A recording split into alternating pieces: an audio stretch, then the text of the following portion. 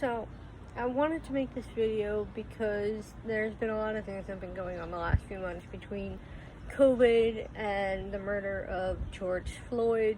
It made me think back to a time where racism wasn't shown as much, or at least because of social media, it wasn't shown as much, but to everything that's been going on the last few weeks, it made me think of Eric Gardner, a fellow Staten Islander who was murdered by Staten Island cops for a similar situation.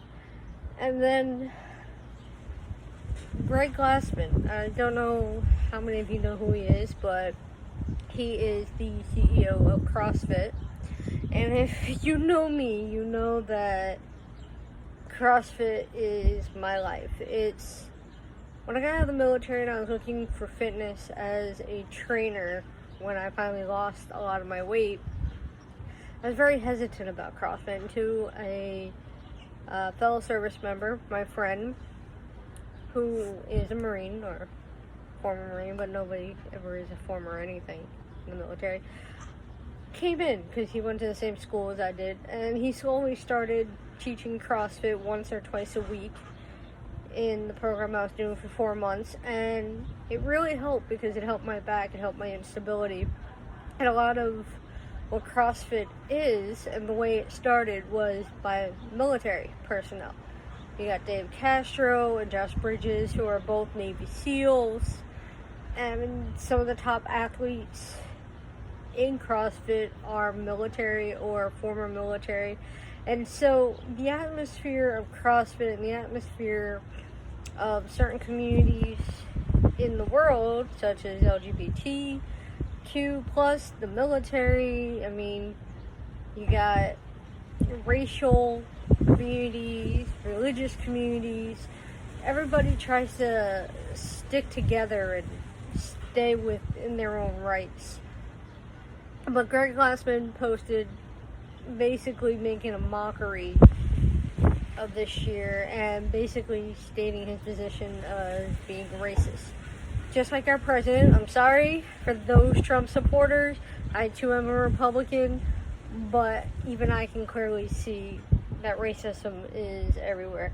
And I'm not going to say because I'm Caucasian or white that I haven't experienced discrimination. I was born with a bilateral cleft lip and palate, so from the time I was born up until 3rd grade, when I fought the New York City Board of Education system to allow me to be in a normal class, to be recognized as a normal student, not a student with a learning disability, not a baby who face was not functionally formed as a child, and be told to be sent to an institution or put to death by my doctors. Thankfully that wasn't NYU. Being 4'9", being told I couldn't serve in the military, and then once I officially got into the military, basically my drill sergeants told me, you're out. We're gonna fight, we're gonna push you, you're gonna get out by the end of your training. And unfortunately, being from New York, I don't give up. Being a Mormon is another discriminatory thing that I've dealt with my entire life. Being a Mormon in Catholic school, I got harassed by the nuns all the time. Being a Mormon in New York City, the way I dressed, the way I talked, my belief system got harassed on a daily basis. Being gay, coming out as a lesbian in 2006 after my first tour in Iraq, and then eventually a witch hunt 2 years later and being kicked out of the military because of my sexual orientation is another sign of discrimination.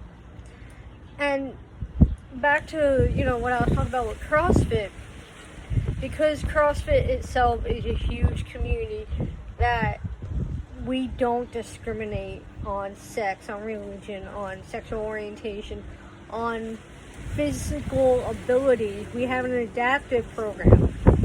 But I'm pretty sure, and I've been seeing this all over social media, because of what Greg Glassman said, it's going to lose a lot of affiliates. Now, I love CrossFit without a doubt. It helps mentally, it helps physically. We lift each other up. If you're the last person in the workout or what, people are surrounding and cheering you on. Trust me, I have experienced that myself with my own disabilities and injuries that I have sustained in the military that carried over into my civilian life when it comes to physical abilities. The reason why I'm putting out a very long video is because all of this culmination comes together. And even though a lot of CrossFit affiliates are probably going to secede from CrossFit itself, I want to urge my CrossFit community to stick together, to stand as one, so that we can continue doing the good that we do without Greg Glassman. I myself teach it in a commercial gym. My general manager is also a Marine and CrossFit certified coach. So together, I teach a lot of CrossFit in a commercial gym. I don't call it CrossFit, but the aspects of it is there. The workouts are CrossFit style. And I open up the world to my clients, a world that they would have never experienced with just a normal trainer. Now, I'm not saying the trainers I work with are boring and mediocre. I'm not saying that at all. I love every single one of my Crunch Fam trainers with me.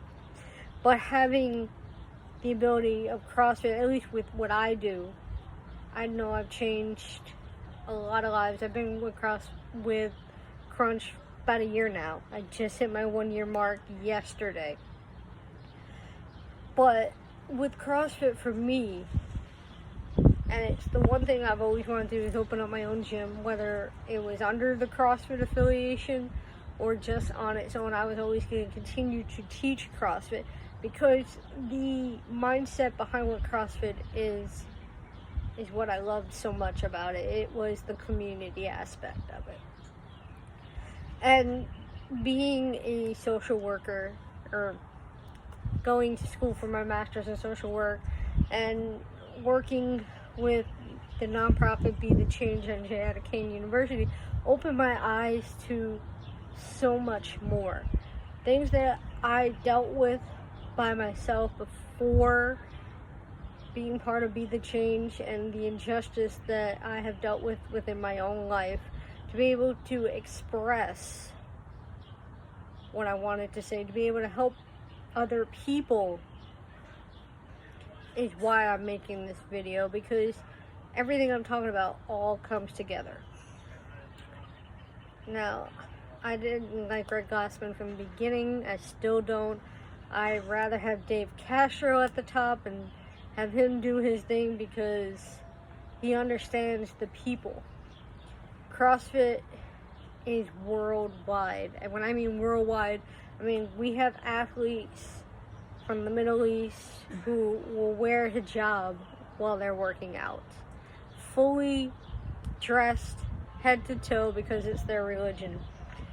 I am friends with adaptive athletes who are missing limbs, who are in wheelchairs, who are blind. We have CrossFit athletes who are at the top of their game at CrossFit who are LGBTQ+. We, as a CrossFit community, represent the nation as a whole. And I'm saying this because I know I represent that. From being gay, from being Mormon, from being military, for being 4'9", which technically makes me a little person. Look it up. I know that I don a lot of things on me as a person. And I try to show that in everything I do. I want to represent every aspect of myself to every population that is me. And I try and help out everybody. Right now, this month is June, so worldwide, June is Pride Month. So to my LGBTQ family, I love you. I support you. If you need anything, you let me know.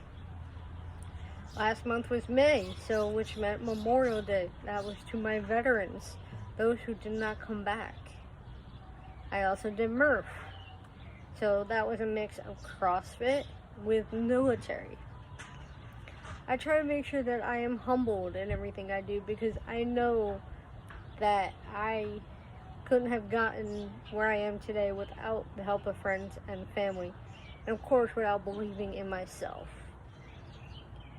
So I know this video is long, but I want to let you know that Black Lives Matter, LGBTQ life matters, all lives matter.